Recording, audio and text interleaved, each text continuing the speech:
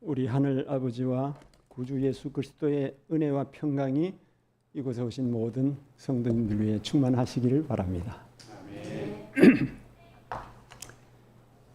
주님의 크신 은혜로 시리즈로 말씀드리던 베드로후서 1장 5절로 7절에 말씀하신 성화의 계단 중에서 그 마지막인 사랑에 대해서 오늘 말씀드리려고 준비했습니다. 사실은 이 사랑이라는 속성은 하나님의 마음이고 성령의 중심이고 성경의 중심이고 하나님의 율법의 요약입니다. 이 엄청난 주제는 사실 마음이 하나님의 사랑으로 충만하고 성령의 사람이나 전할 그런 말씀인데 심히 부족하고 사랑이 없는 소자가 감히 말씀드리게 됨을 하나님 앞에 송구스럽게 생각합니다. 이미 시작한 주제이니 마쳐야 할 책임감으로 성령님의 도우심으로 이 시간을 믿고 섰습니다. 하나님께서 함께 하시리라고 믿습니다. 먼저 본문인 베드로후서 1장 5절로 7절 한번 또 보시겠습니다. 제가 봉독합니다. 그러므로 너희가 베드로후서 1장 5절로 7절입니다. 그러므로 너희가 더욱 힘써 너희 믿음의 덕을, 덕의 지식을, 지식의 절제를, 절제의 인내를, 인내의 경건을, 경건의 형제 우애를, 형제 우애의 사랑을 더하라. 뒷절도 한 11절까지 다 연결되는 말씀인데 시간 때문에 다 읽지는 않겠습니다.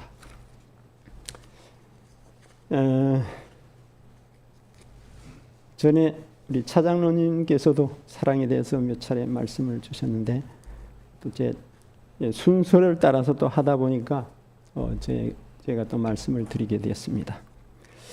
첫째, 저는 이 사랑의 기원에 대해서 요한 1서 4장 7절로 9절의 말씀을 좀 보시도록 하겠습니다. 사랑이 어디서 시작되는지. 사랑하는 자들아 우리가 서로 사랑하자. 사랑은 하나님께 속한 것이니 사랑하는 자마다 하나님께로부터 나서 하나님을 알고 사랑하지 아니하는 자는 하나님을 알지 못하나니 하나님은 사랑이심이라. 하나님의 사랑이 우리에게 이렇게 나타난 바 되었으니 그 다음부터는 우리 함께 읽으실게요. 하나님이 시작. 하나님이 자기의 독생자를 세상에 보내심은 그로 말미암아 우리를 살리려 하심이라. 아멘. 하나님께서 독생자를 주신 거 어떻게 생각하십니까? 우리가 생각하는 이 하나밖에 없는 아들, 독자, 그런 개념이라기보다는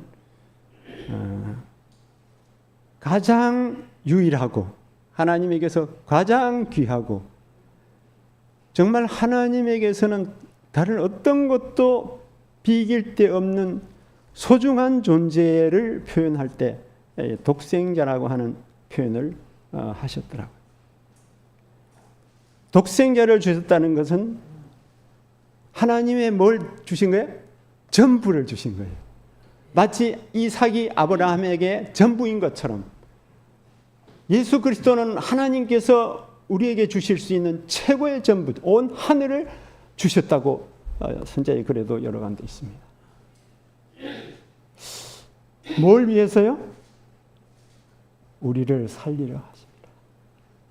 오늘 우리가 이렇게 육신적으로 살아있고 영원한 생명이 우리에게 보장된 것은 하나님께서 우리에게 주실 수 있는 최고의 사랑, 당신 자신까지 아들까지 다 주셨다고 하는 이 놀라운 사랑 앞에서 오늘 우리가 구원받았고 하늘 향해 가고 있는 노정에 있다는 것 얼마나 특권이고 어떻게 감사를 드려야 할지 알 길이 없어요. 하나님은 사랑의 근원이십니다. 근데 아멘을 안 하시네. 사랑이 무엇이라고요? 근원이셔요.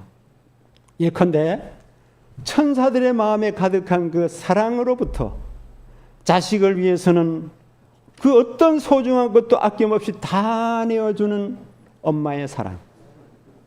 자기 새끼를 살리기 위해서 그 뜨거운 불을 피해 도망가지 않고 자기 몸이 새까만 검정 덩어리가 되도록 자기 새끼를 보호하기 위해 희생하는 엄마의 사랑은 모두 사랑의 하나님에게서부터 온 하나님의 마음입니다. 유전인자 속에 하나님께서 심어주신 그 근원은 하나님이십니다. 그러므로 우리가 어려운 이웃을 위해 봉사하거나 하나님의 사업을 위해서 헌신하거나 또는 어떤 놀라운 업적을 이루었다 해도 그 모든 선한 동기와 에너지와 사랑의 근본은 하나님이시므로 오직 그분만이 모든 영광을 받으셔야 마땅합니다.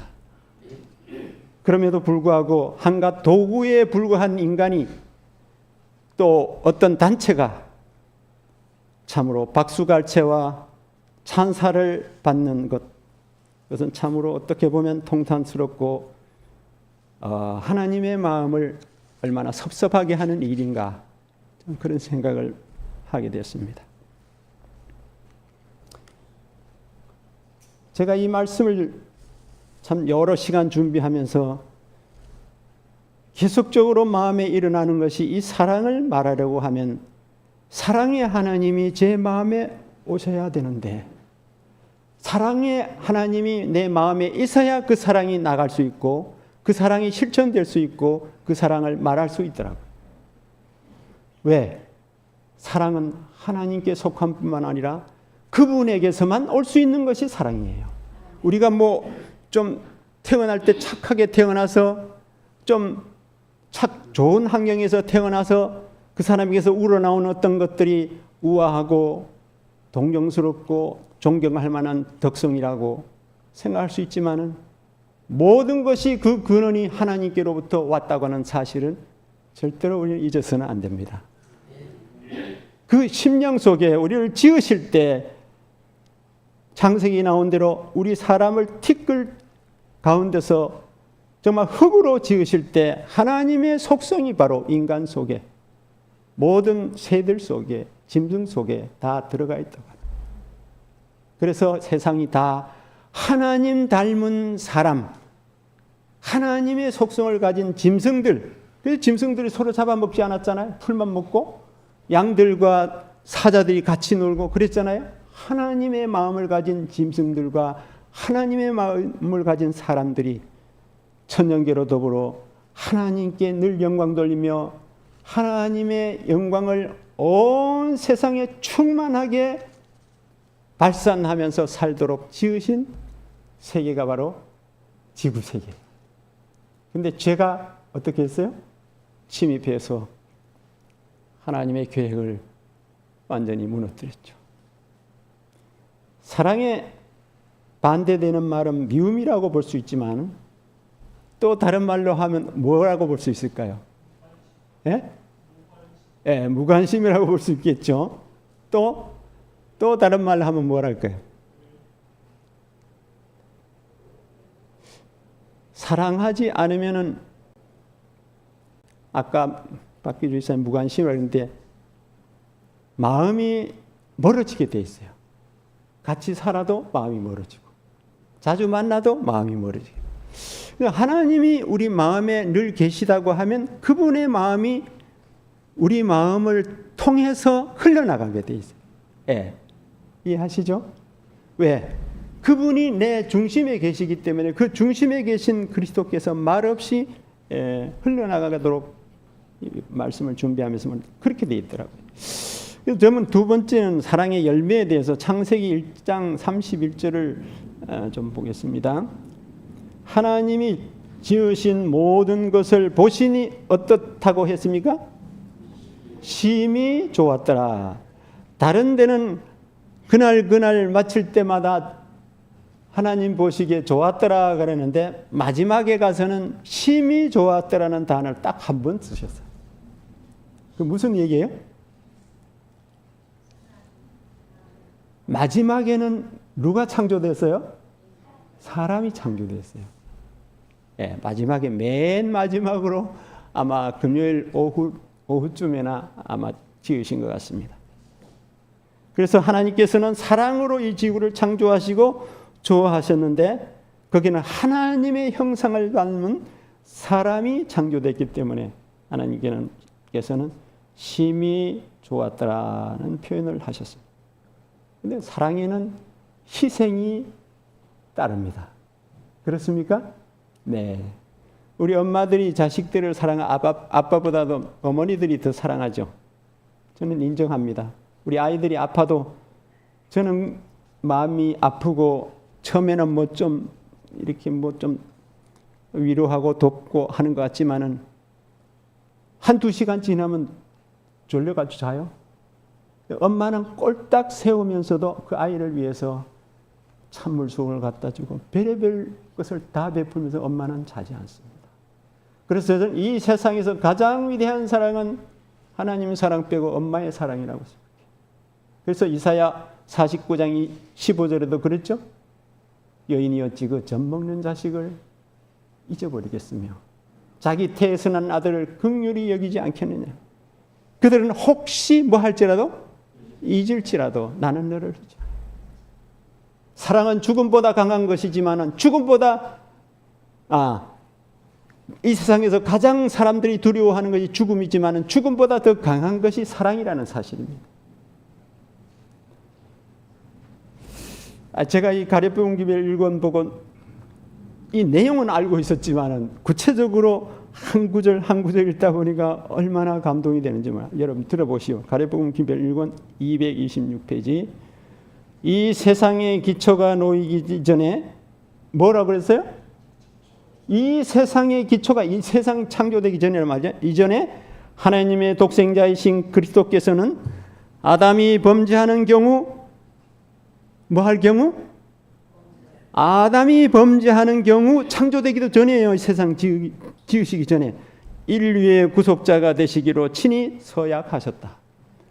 아담이 타락하게 되자 세상에 있기 전부터 하늘 아버지의 영광의 참여자이셨던 주님께서는 당신의 왕의 제복과 왕관을 벗어놓으시고 베들레헴에 갓난 아기가 되셔서 아담이 걸려 넘어진 그 땅을 밟으시기 위하여 높으신 보좌에서 내려오셔서 타락한 인류를 구속하셔야 하였다.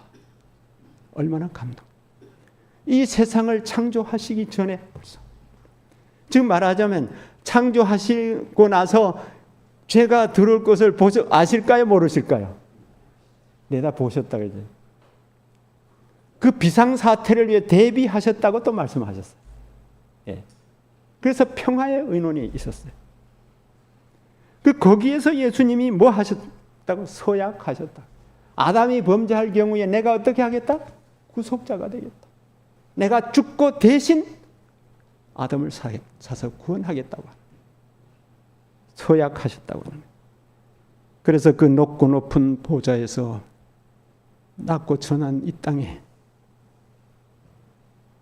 그것도 그냥 돌아가신 게 아니라 칼갈리 껴서 말로 다 할 수 없는 모욕과 멸시와 천대를 받으시면서 돌아가시기로 서약하셨다. 이 얼마나 놀라운 사랑입니까? 얼마나 위대한 사랑입니까? 이 놀라운 사랑은 에녹이 괴증은 8권 329페이지부터 331페이지에 에녹에게 그리스도를 통해 나타난 측량할 수 없는 사랑은 밤낮 그가 명상하는 주제가 되었다. 그는 그의 영혼의 온 열정을 다하여 주변 사람들에게 이 같은 사랑을 나타내고자 하였다. 그리스도를 통해서 나타난 하나님의 무한하고 측량할 수 없는 사랑은 에녹에 있어서 밤낮 명상하는 주제가 되었다. 에녹이 변화됐던가요? 에녹은 최초로 하나님께서 데려가신 산채로 승천시켜 가신 최초의 사람입니다. 날마다 시간마다 잠만 깨면 명상하고 그리스도와 동행한, 그것도 자녀를 낳으면서 300년 동안 동행하면서 그는 하나님의 모습을 빼어담게 됐습니다. 너는 내 것이다. 이 땅에 두기는 너무 아깝다. 그래서 에녹의 손을 잡고 데려가시오. 전에도 말씀드렸지만 에녹의 생애는 하나님과 한 걸음 차이였다고 했어요. 하늘과 에녹의 생애.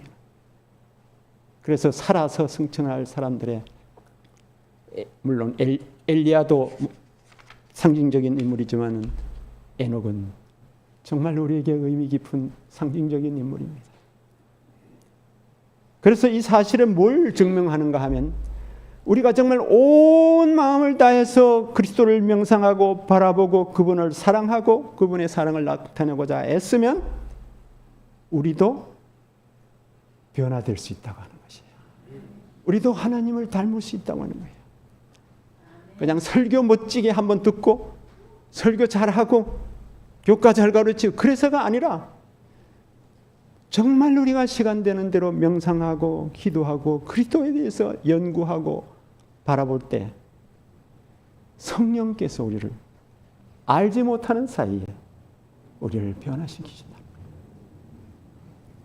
시대소망 2권 279페이지에 여러분 다 보셨겠지만 이런 말씀을 또 다시 한번 우리 확인해 봅시다. 형벌의 두려움이, 안 믿으면 형벌 받는다 그러잖아요. 저기 원주도 가면 그 농협 앞에서 뭐라 그래요? 뭐 팻말 하나 듣고 전에 많이 하시더라고. 뭐라 그러죠 그거는? 예수천당 불신지옥. 예수천당 불신지옥. 아주 뻘건 십자가를 이렇게 내걸고, 요새는 그 얘기는 좀 덜 하시는 것 같더라고요. 예수님 안 믿으면 어디 간다고요? 지옥 간다고. 근데 여기에 예수님 안 믿어서 형벌 받을까 봐 형벌의 두려움이나 영원한 보상에 대한, 잘 믿으면 보상에 대한 희망이 그리스도의 제자들로 그리스도를 따르도록 한 것은 아니다. 처음에는 그랬죠. 처음에는 누가 높으냐, 누가 예수님 가까이 있느냐, 뭐 계속 다퉜죠. 예수님 십자가 전까지. 십자가 후에 제자들이 달라졌어요. 네, 그게 어떻게 됐나 봅시다. 제자들은 베들레헴의 말구유로부터 갈바리의 십자가에 이르기까지 세상에서 걸어가신 그분의 순례의 생활을 통하여 나타내신 구세주의 비할 데 없는 사랑을 보고, 뭘 보고? 그 구세주의 비할 데 없는 사랑을 보고 마음이 끌렸으며 영혼은 부드럽게 되고 또 정복되었다. 이건 좀 따라 하시면 좋겠어요. 바라보는 자들의 마음 속에 사랑은 일깨워진다. 시대소망 1권 279페이지. 제자들이 예수님 승천하시고 나서 얼마나 후회했는지 몰라요. 사도행적도 보고 시대소망도 보면 예수님 계실 때 왜 우리가 그분의 마음을 그렇게 몰랐던가, 왜 그렇게 속삭여드리고 서러놓고자 하고 너무너무 잘못한 거. 우리에게 다시 그런 3년 반의 기회가 준다면 다시는 그렇게 살지 않았을 것을 가슴을 치며 통회했다고. 왜 그렇게 살았던가.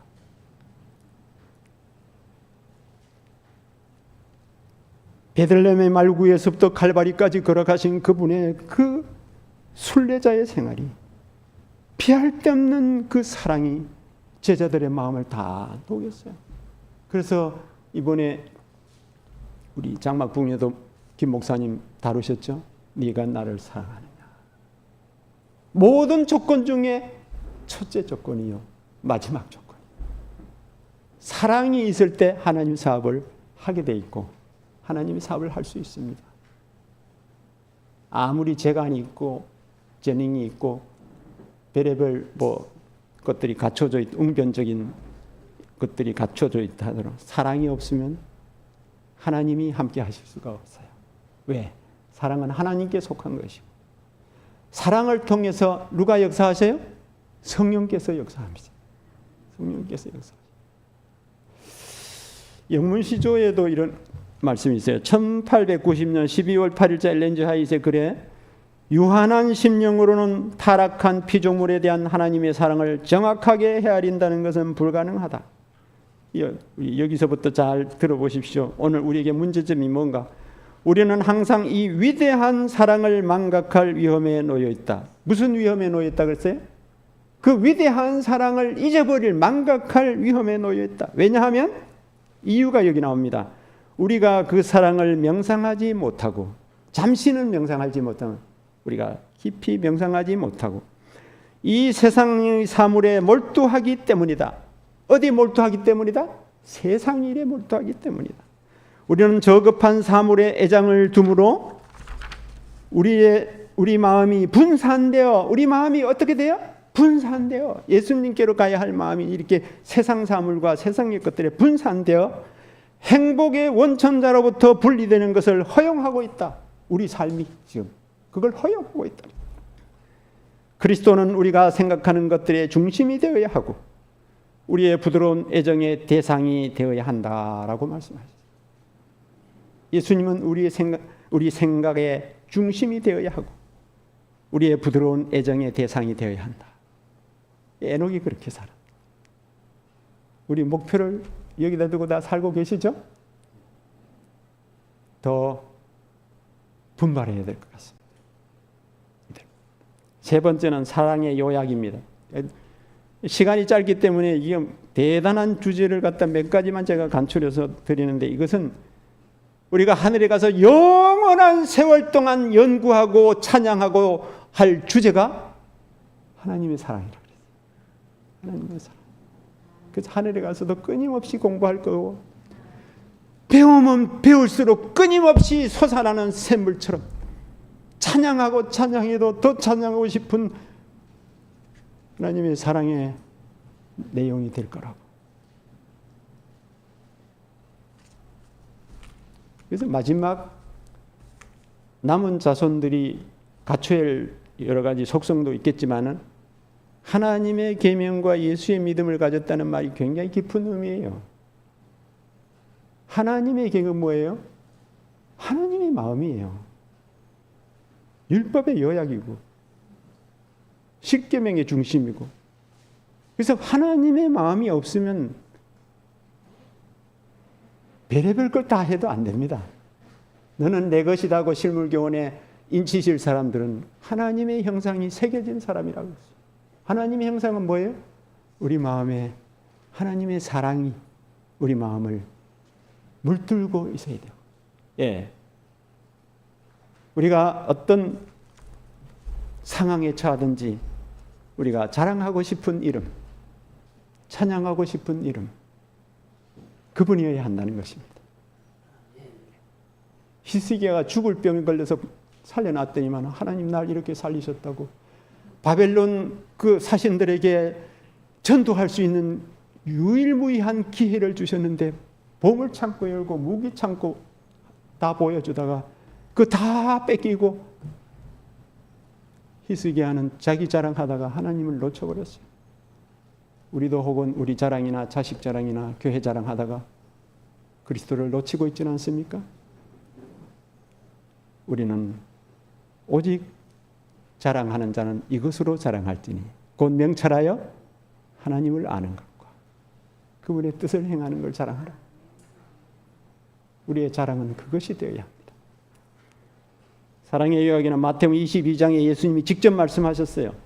어떤 율법사가 왔죠? 22장 36절로 선생님, 율법 중에서 어느 계명이 크니까 예수님을 시험하느라고 그랬죠? 예수께서 이르시되 내 마음을 다하고 목숨을 다하고 뜻을 다하여 주 너희 하나님을 사랑하라 하셨으니 이것이 크고 첫째 되는 계명이요 둘째도 그와 같으니 내 이웃을 내 자신같이 사랑하라 하셨으니 이 두 계명이 온 율법과 선지자의 강령이니라. 아멘. 율법의 요약은 뭐예요? 하나님을 첫째로, 너무 이론적으로 잘 아시죠? 첫째로 뭐하고? 사랑하고 그 다음에 이웃을 내 자신처럼. 저는 이 말씀 읽을 때마다 마음이 얼마나 가책이 되는지 몰라요. 이웃은 고사하고 같이 사는 제 아내도 제 자신처럼 못 사랑하는데 너무 한탄스러울 때가 많아요. 그렇게 해주시도록 간절하게 기도합니다. 자아를 사랑하는 순간 남을 사랑하지 못한다고 하시죠. 예수님은 자신을 생각했더라면 십자가에서 내려오라고 하실 때 예수님 내려올 능력이 없으셨나요? 예수님이 당신을 구원하시면 우리는 어떻게 됩니까? 지구의 운명은 어떻게 됩니까? 예수님은 자기를 버리셨기 때문에 우리를 구원하십니다. 구속의 경륜은 희생의 토대 위에 세워져 있습니다. 예수님의 희생이 아니면 우리는 영원히 희망이 없습니다. 로마서 13장 10절도 잘 아시는 바와 같이 사랑은 이웃에게 뭘 행하지 않는다고요? 악을 행하지 아니하느니 그러므로 사랑은 율법의 완성입니다. 사랑은 뭐의 완성이라고요? 율법의 완성이라. 예수님이 요약하신 그대로입니다. 율법은 사랑으로 되죠. 하나님께 대한 사랑, 이웃에 대한 사랑. 첫 번째부터 네 번째까지는 하나님께 대한 사랑. 다섯째부터 열까지 이웃에 대한 사랑. 저는 고린도전서 13장 4절로 7절을 거의 매일 읽으라고 1년째 하씩 권하셨기 때문에 대부분 거의 매일 한 번씩 읽는데 읽을수록 마음이 부끄럽고 죄송해요. 이게 하나님의 마음이더라고요. 고린도전서 13장은 그냥 사랑장 하지만 하나님의 마음을 13장에다 표현해 놓으셨어요. 그 중에 좀 핵심만 찍어본다면 4절부터 7절까지예요. 우리 성도님 함께 읽어보실까요? 띄워주셨나요? 예, 시작. 사랑은 오래 참고 사랑은 온유하며 시기하지 아니하며 사랑은 자랑하지 아니하며 교만하지 아니하며 무례히 행하지 아니하며 자기의 유익을 구하지 아니하며 성내지 아니하며 악한 것을 생각하지 아니하며 불의를 기뻐하지 아니하며 진리와 함께 기뻐하고 모든 것을 참으며 모든 것을 믿으며 모든 것을 바라며 모든 것을 견디느니라. 아멘. 이 고린도전서 11장의 요약이에요. 여기 비춰보니까 저는 너무너무 입도 뻥끗 못해. 천사의 말을 할지라도 자기 몸과 재산을 다 바쳐서 구제한다 할지라도 사랑이 없으면 울리는 꽹과리와 같다. 하늘이 볼 때는 가장 가치 있는 게 사랑이고 순결이라고 그랬어요. 깨끗한 사람만이 하늘에 갑니다. 청결한 자, 마음이 청결한 자는 하나님을 볼 것이요. 죄는 청결과 반대되는 말입니다. 그래서 속죄의 피가 우리를 위해 흘려졌습니다. 우리 스스로 씻을 수 없는 우리의 마음, 우리의 속속들이 끊임없이 샘물처럼 솟아오르는 죄의 근성들, 악한 기질들, 그걸 극복하고 우리의 본성을 바꾸시기 위해서 하나님 아들이 그 고통을 당하셨다. 얼마나 감사합니까? 예수님의 그 희생이 얼마나 위대하십니까? 제가 얘기를 하나 하겠습니다. 이 참 오래된 얘기인데 이 실화입니다. 저기 북한의 평양님과 장로님 두 아들들이 아주 친한 사이였는데 마음대로 왔다 갈 때 오래됐죠? 마음대로 왔다 갔다 하고 할 때예요. 38선에 안 갈리고. 남한에 가면은 돈을 많이 번다는데 돈을 많이 번다니까 솔깃해졌어요. 그 소식을 듣고. 두 아들들이 장로님 두 아들들이 둘이서 딱 그냥 집을 나왔어요.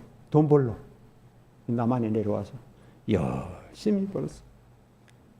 북한 사람들 굉장히 생활력이 강합니다. 우리하고 정신력이 달라요. 네. 근데 우리나라 치면 전라도 분들이 생활력이 강해요. 제가 봤어요. 전 경상도로 참 능력도 그런데 경상도 다 그런 건 아니지만은 상당히 능력이 있어요. 전라도 분들이 얼마나 생활력이 있어요.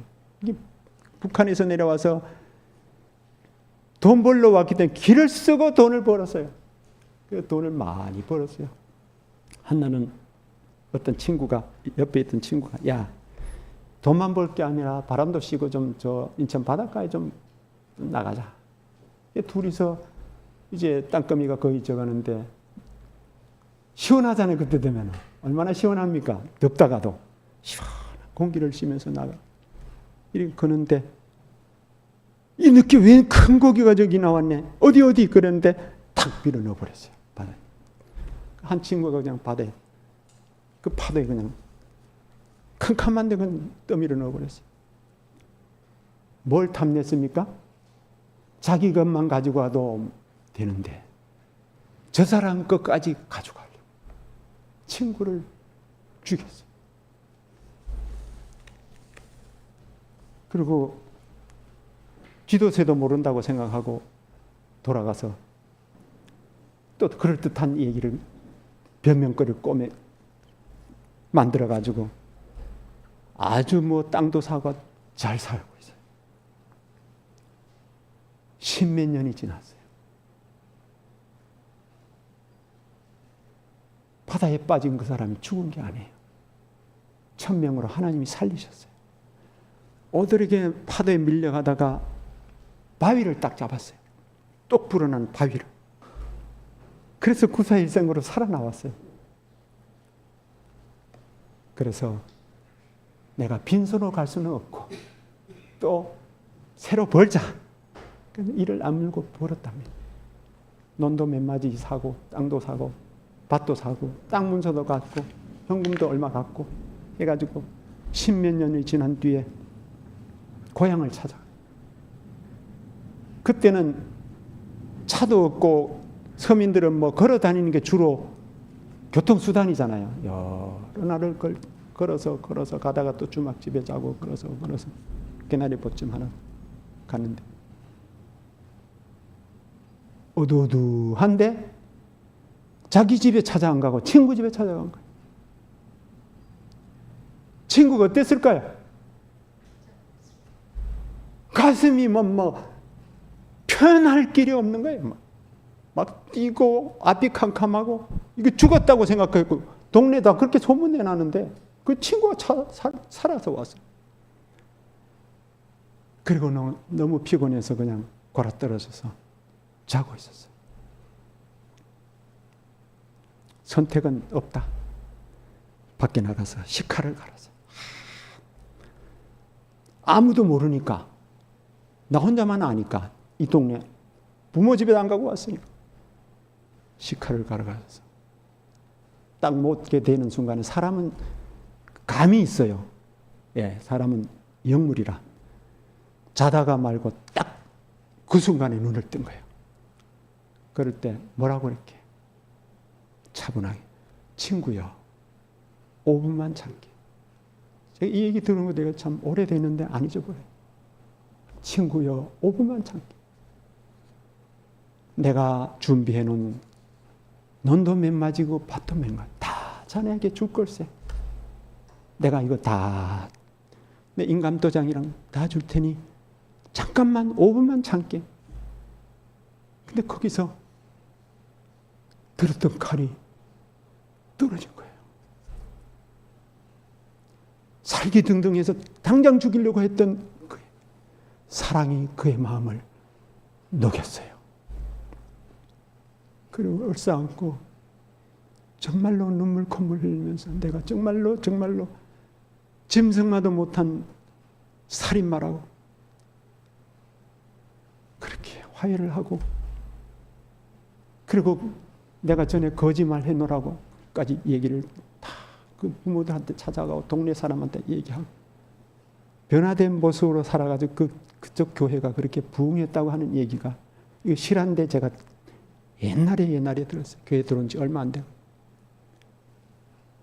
뭐가 그 마음을 녹였어요? 사랑이 녹였어요.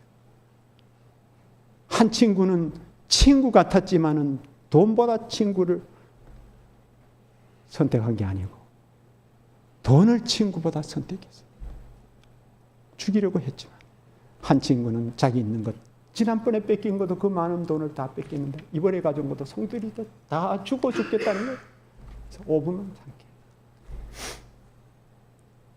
이 세상을 무력으로 통일하려고 했던 나폴레옹이나 알렉산더는 온 세상을 통일하지 못하고 일찍 죽었습니다. 30살, 33살 다 죽었죠. 사랑으로 오신 예수님은 온 세상을 복음으로 가슴 식인종들까지도 사람들을 변화시켜서 지금 지구상에 식인종이 없습니다. 수많은 사람들의 가슴을 사랑으로 녹여. 그래서 인자가 들리면 땅에서 들리면 뭐라고 그러셨죠? 요한복음에 모든 사람을 내게로 이끌겠노라. 십자가에 들리는 그리스도를 바라볼 때 제자들이 바라보았던 것처럼 우리가 정말로 그분의 그 희생, 그분의 사랑, 그분의 놀라운 은혜를 우리가 정말로 알고 바라본다면 우리도 변화될 수 있다고 하는 것입니다. 성령께서 가만두질 않으세요. 그런 사람의 마음에 역사하셨어요. 사랑은 아까도 제가 따라 하셨죠? 사랑은 우리 마음을 뭐 한다고? 일깨운다. 제자들을 일깨운 그 사랑이 우리들의 딱딱한 가슴, 우리들의 완악한 마음, 굳어진 우리 육신의 생각을 일깨우실 수 있는 하나님의 사랑이에요. 여기 시편 90편 2절에 산이 생기기 전 땅과 세계도 주께서 조성하시기 전 곧 영원부터 영원까지 주는 하나님이시니다. 언제부터 언제까지요? 영원부터 영원까지 주는 하나님이십니다. 사랑의 하나님은 영원하십니다. 그 사랑은 변치 않으십니다. 우리가 좀 잘못하고 실수했다고 거짓말 한번 했다고 하나님 또 돌아서는 분이 아니에요. 그럴 때 오히려 그분의 마음은 더 우리에게 가까이 오십니다. 그를 돌이키기 위해서, 예수께로 이끄시기 위해서 더 하나님의 성령은 강하게 역사하시는 것입니다. 다니엘 7장 18절에도 지극히 높으신 이의 성도들이 나라를 얻으리니 그 누림이 영원하고 영원하고 영원하리라. 3번씩이나 반복하셨어요.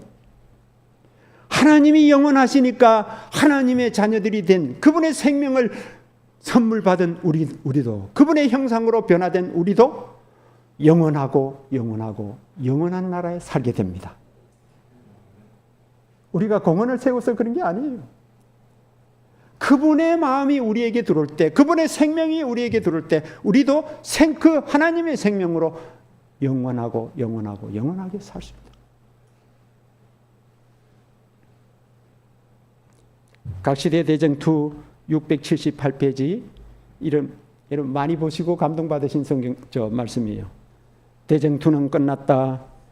죄와 죄인들은 없어졌다. 온 우주는 깨끗해졌다. 오직 저와 기쁨의 맹빵만이 온 우주의 만물을 통하여 고동한다. 생명과 빛과 환희가 만물을 창조하신 분에게서 끝없이 넓은 우주로 퍼져나간다. 가장 작은 원자로부터 가장 큰 세계에 이르기까지 만물은 생물계와 무생물계를 막론하고 조금도 흠이 없는 아름다움과 완전한 기쁨으로 하나님은 사랑이시다고 선포한다. 우리가 하늘에 가서 이런 노래를 부르게 되시기를 바랍니다. 지극히 눈에 띄지 않는 현미경으로만 보이는 원자에서부터 우주에 이르기까지 다 하나님은 사랑이시라고 외친다. 그분의 마음에서 우러나오는, 그분의 보좌에서 흘러나오는 생명수가 모든 사람들의 생명을 살리듯이 그분의 가슴에서 나온 사랑이 모두를 살리는 것입니다.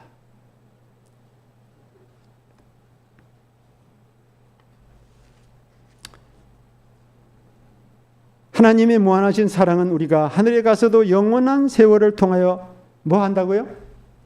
연구하고 찬양할 주제가 될 것입니다. 그래서 오늘 복음성가 수진 선생님 좀 칠 수 있으면 단음으로라도 좀 쳐보세요. 박 교사님 한번 띄워주실까요? 사랑은 언제나 찬양 부르고 제가 기도하고 끝나도록 하겠습니다.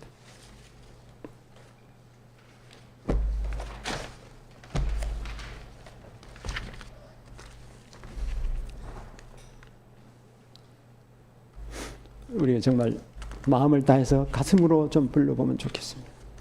기도하는 마음으로 주님의 마음이 내 마음이 되도록 한번 불러보면 좋겠습니다. 어려우면 단음으로만 그냥 치세요.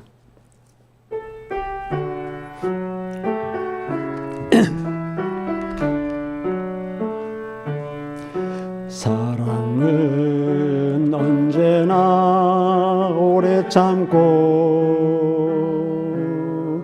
사랑은 언제나 온유하며 사랑은 시기하지 않으며 자랑도 교만도 아니하며 사랑은 무례히 행치 않고 자기의 유익을 구치 않고 사랑은 성내지 아니하며 진리와 함께 기뻐하네. 사랑은 모든 것 감싸주고 바라고 믿고 참아내며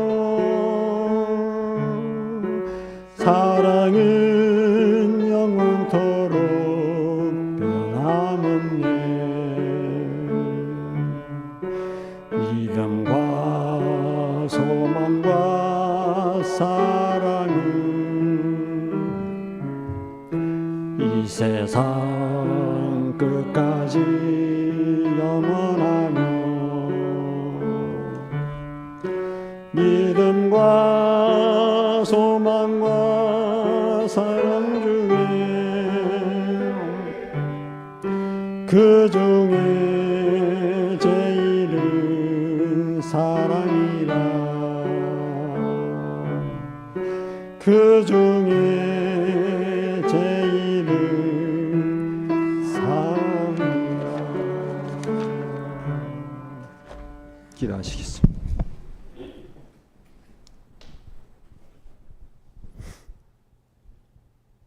하늘에 계시는 우리 아버지, 주님을 믿는다고 하지만은 아직 너무나 차갑고 메마르고 너무나 형편없는 저 자신을 볼 때 너무 부끄럽고 죄송하고 송구스럽습니다. 그러나 사랑의 근본이신 우리 하나님께서 성령님을 통하여 우리의 마음도 하나님의 사랑으로 채워주신다는 하나님의 약속을 인해 감사합니다. 아버지, 에스겔 36장 26절 27절에 약속하신 대로 내가 새 영을 너희에게 주되 너희 육신에서 굳은 마음을 제하고 부드러운 마음을 줄 것이며 너희로 내 율례를 행하게 하리니 너희가 내 규례를 지켜 행할지라고 하셨습니다. 아버지여, 약속하신 대로 우리에게 새 마음을 주시옵소서. 육신의 굳은 마음을 제하여 주시옵소서. 사랑 없는 마음을 용서해 주시고 우리 마음에 아버지의 충만한 마음이 흘러 들어와서 그분의 형상으로 우리도 변화되어서 영원한 하나님의 나라에서 천사들과 함께 조화롭게 하나님의 사랑을 영원한 세월을 통해 연구하며 찬양하며 사는 대열에 가기를 간절히 원하오니 오 주여, 여기 머리 숙인 주의 자녀들과 혹은 유튜브로 이 방송을 듣는 모든 이들에게 하나님의 영이 충만히 임하여 주시옵소서. 거룩한 하나님의 속성을 우리 안에 재창조하여 주시옵소서. 잃어버린 하나님의 형상을 회복시켜 주시옵소서. 그렇게 도와주시기 위하여 지금 우리 곁에서 역사하시는 하나님의 영께서 이 일이 끝날 때까지 그리스도의 형상이 빚어질 때까지 역사하시겠다고 하는 약속을 생각하며 너무 감사합니다. 낙심치 않고 우리가 오늘 넘어졌더라도 다시 그리스도를 바라보게 하시고 에녹처럼 시간만 있는 대로 연구하고 명상하는 가운데 우리도 에녹처럼 주님을 닮아 이웃 사람들에게 주님의 사랑을 나타내는 복된 주님의 사랑의 통로이 되도록 우리를 인도하여 주시기를, 우리를 사랑하시기 위하여 독생자까지 주신 우리 구주 예수님의 이름으로 간절히 기도드리옵나이다. 아멘. 감사합니다.